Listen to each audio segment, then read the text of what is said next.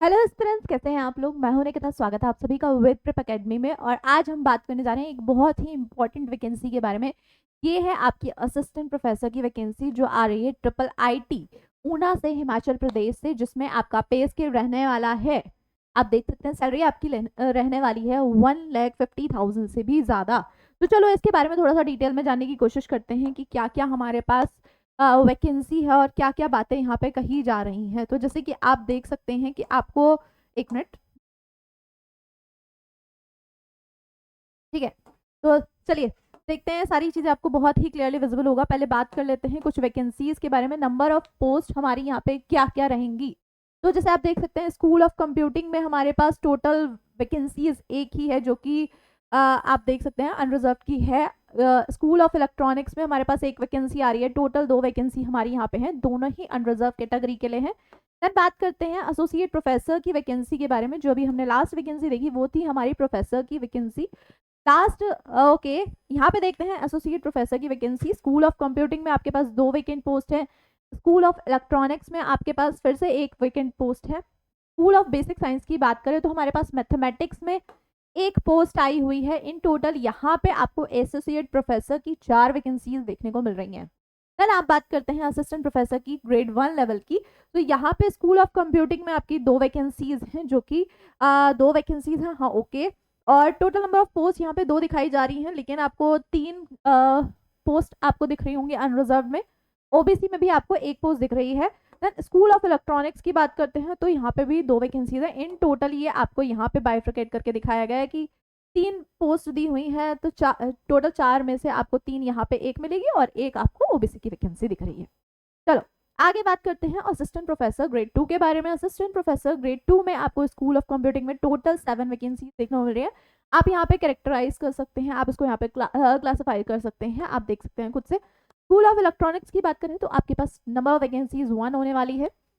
School of basic science की बात करें जिसमें आपका आ जाएगा mathematics, chemistry, bio informatics, design engineering, English, management studies and physics. तो यहाँ पे आपकी इन टोटल टोटल आपकी 8 वैकेंसीज हैं। स्कूल ऑफ बेसिक साइंसेस में इन टोटल आपकी 8 वैकेंसीज हैं। ठीक है, तो यहाँ पे भी आपके एसोसिएट प्रोफेसर की जितनी वैकेंसीज हैं वो हो जाती हैं टोटल आपकी 16। और ये अभी टेंटेटिव है, इनमें बढ़ाना और घटाना भी हमारा अथॉरिटी रखती है, हमारा इंस्टीट्यूट की अथॉरिटी है ये। ठीक है, तो इन टोटल आपको पता चल चुकी है यहाँ पे कितनी कितनी सीट्स आ रही हैं। काफ़ी अच्छी पोस्ट यहाँ पे अवेलेबल है। अब बात कर लेते हैं यहाँ पे अगर आपको अप्लाई करना है तो मिनिमम क्वालिफिकेशन यहाँ पे क्या रहनी चाहिए। आपके एक्सपीरियंसेस मैटर करते हैं, बिल्कुल करते हैं। तो जब हम बात कर रहे हैं प्रोफेसर की ये appointment, nature of appointment regular होने वाला है। पीएचडी होनी चाहिए, उसके साथ साथ आपके पास काफ़ी सारा एक्सपीरियंस भी कहा गया है, रिसर्च पेपर भी बात हुई है, पब्लिकेशंस में आपके 10 पब्लिकेशंस भी होने चाहिए, जर्नल्स भी होने चाहिए। देन आपका यहाँ पे स्केल की बात कर देते हैं तो आप देख सकते हैं लेवल 14A का हमारे पास यहाँ पे पे लेवल हो जाता है। लास्ट एज की बात करें तो लेस देन आपकी 60 ईयर्स होनी चाहिए। ओके, देन यहाँ पे प्रोबेशन की बात करते हैं तो 1 year with a provision of extension for more than 1 year. यहाँ पे बात हो रही है बेसिकली आपका 1 साल का रहने वाला है प्रोबेशन, उसमें बढ़ा हो सकता है। अब बात करते हैं मेथड ऑफ रिक्रूटमेंट की। तो यहाँ पे आपका डायरेक्ट रिक्रूटमेंट होना चाहिए। मेथड्स के बारे में बात करेंगे। एसोसिएट प्रोफेसर की तरफ बढ़ते हैं। एसोसिएट प्रोफेसर के लिए भी आपके पास पीएचडी होनी चाहिए, यूजी पीजी में आप फर्स्ट क्लास होने चाहिए। देन आपके पास और भी तरह का यहाँ पे भी आपको एक्सपीरियंस मांगा जा रहा है। तो आपको ये पीडीएफ भी प्रोवाइड हो जाएगी। आपको पीडीएफ भी ये आपको साइट पे देखने को मिल जाएगी, ट्रिपल आईटी ऊना की साइट पे आपको ये मिल जाएगी। देन बात कर लेते हैं हम यहाँ पे भी स्केल की। पे स्केल आपका रहने वाला है 13A2, मतलब आपका यहाँ पे 1,39,600 से आपकी स्टार्टिंग होगी। ये आपका इनिशियल पे यहाँ पे रहने वाला है। अब बात करते हैं किसकी, यहाँ पे भी मेथड ऑफ रिक्रूटमेंट आपका डायरेक्टली होने वाला है। इसके साथ साथ अब आ जाते हैं असिस्टेंट प्रोफेसर ग्रेड 1 की वैकेंसीज पर। यहाँ पे भी आपके पास पीएचडी तो चाहिए ही होगी, और फिर यहाँ पे भी आपको कुछ टाइप ऑफ एक्सपीरियंस चाहिए, वो आप चेकआउट कर लीजिएगा, आपको पीडीएफ प्रोवाइड कर दी जाएगी। देन आपके पास पे स्केल की बात करते हैं तो यहाँ पे आपका इनिशियल पे रहने वाला है 1,15,100 आपका यहाँ पे इनिशियल पे रहेगा। देन आपकी बात करते हैं मेथड ऑफ रिक्रूटमेंट, यहाँ पे भी डायरेक्ट है। असिस्टेंट प्रोफेसर ग्रेड 2 की बात करते हैं, ठीक है। तो आप देख सकते हैं आपके पास प्रोफेसर है, एसोसिएट प्रोफेसर है, असिस्टेंट प्रोफेसर में भी आपके 2 कैटेगरी आ चुकी है, ग्रेड 1 एंड ग्रेड 2। यहाँ पे बात करते हैं तो यहाँ पे भी आपका डायरेक्ट रिक्रूटमेंट होने वाला है। पे लेवल यहाँ पे आपका 70,900 से इनिशियल पे स्टार्ट होने वाला है। 70,900 से आपका इनिशियल पे यहाँ पे स्टार्ट होने वाला है।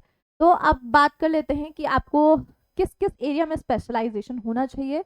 अगर आप स्कूल ऑफ कंप्यूटिंग में अप्लाई करना चाह रहे हैं तो computer science, information technology, machine learning, big data technologies, cyber security and forensics, इस तरह के डेटा साइंस, डेटा एनालिटिक्स जैसे आपके पास स्पेशलाइजेशन होनी चाहिए।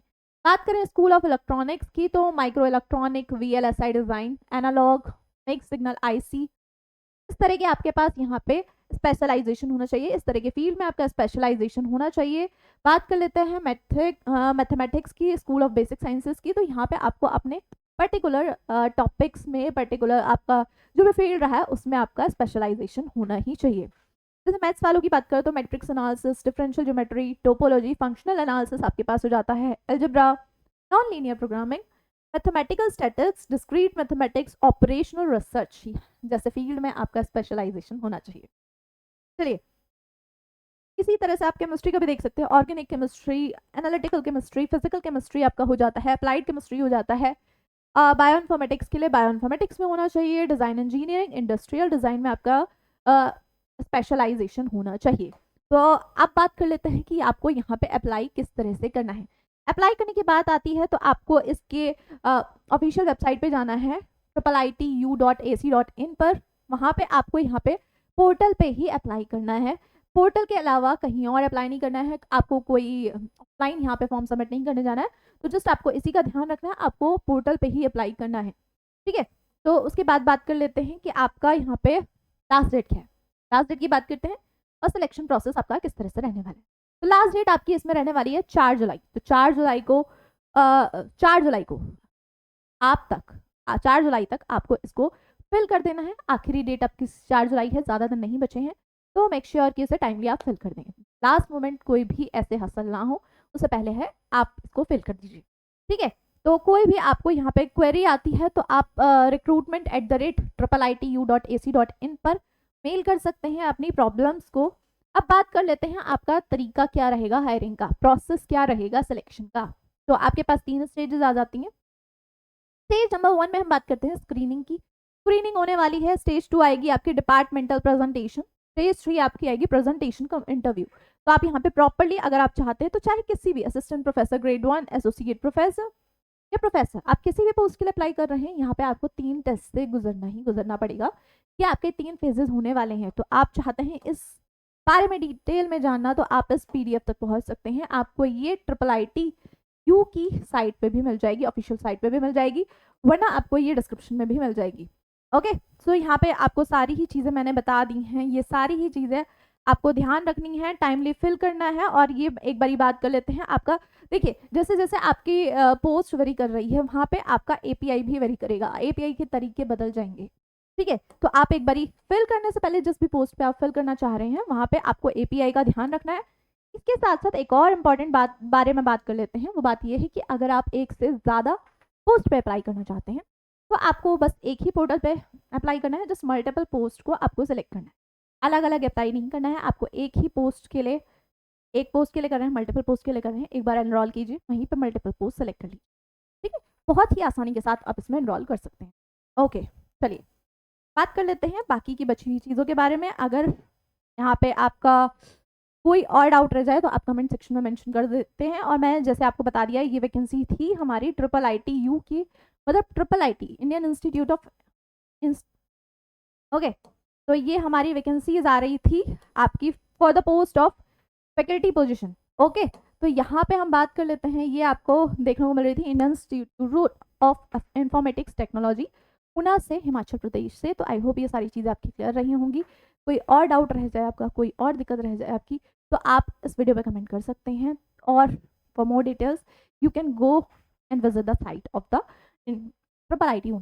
Okay, so thank you.